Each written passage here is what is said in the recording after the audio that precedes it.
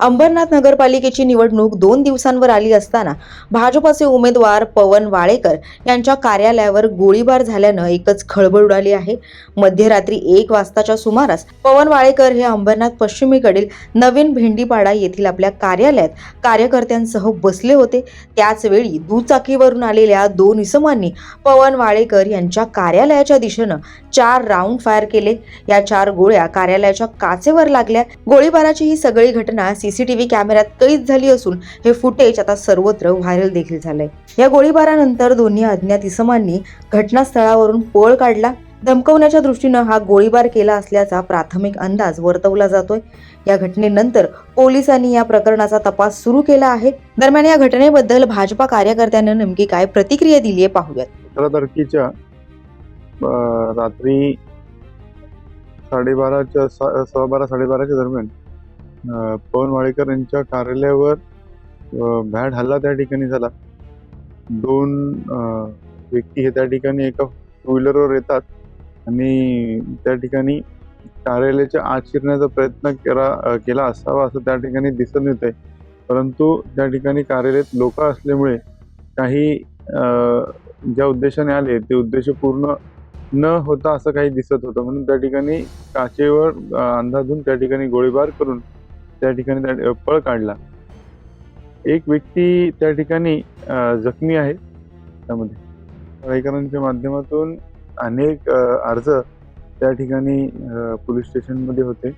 तेवढंच नाही तर त्या पवन वाळेकरांच्याच ऑफिसवर लक्ष ठेवण्याकरता एक वेगळे सेपरेट सीसीटीव्ही फुटेज काही लोकांनी त्या ठिकाणी प्लांट केले होते।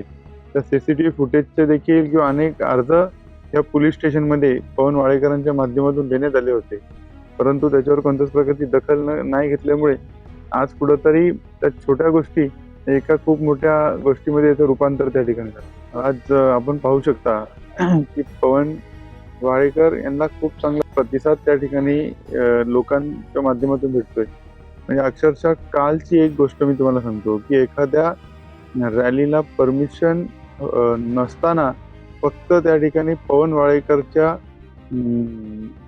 सभेला गर्दी जाऊ नये म्हणून त्या सभेच्या रस्त्याच्या मधोमध त्या ठिकाणी स्टेज टाकण्यात आले।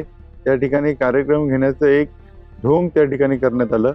त्या ठिकाणी लोकांना घाबरवण्याचा प्रयत्न त्या ठिकाणी करण्यात आला, परंतु त्या ठिकाणी लोक काही थांबली नाही। लोक त्या कार्यक्रमाला खूप मोठ्या संख्येने गेले आणि हे एकदाच नाही तर त्या ठिकाणी 2-3 वेळा त्या ठिकाणी झालं।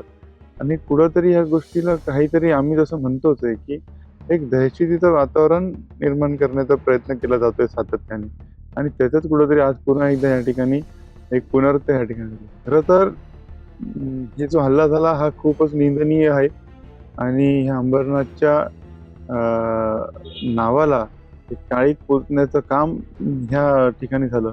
सर्व काही गोष्टी चांगल्या चालू असताना ह्या निवडणुकीच्या अनुसार किंवा एखाद्या खेळाडू वृत्तीने त्या ठिकाणी निवडणुकी लढल्या पाहिजे, परंतु कोणाच्या जीवाला बेतेन एवढं त्या ठिकाणी घाण राजकारण त्या ठिकाणी केलं नाही पाहिजे। एकीकडे निवडणुकांची जोरदार तयारी सुरू असताना झालेल्या या हल्ल्यामुळे शहरात एकच खळबळ उडाली आहे। महत्त्वाचं म्हणजे मुख्यमंत्री देवेंद्र फडणवीस यांची आज बुधवारी अंबरनाथमध्ये सभा होणार आहे। मात्र त्याआधीच घडलेल्या या गोळीबाराच्या घटनेमुळे अंबरनाथमधील राजकीय वातावरण तापण्याची शक्यता आहे।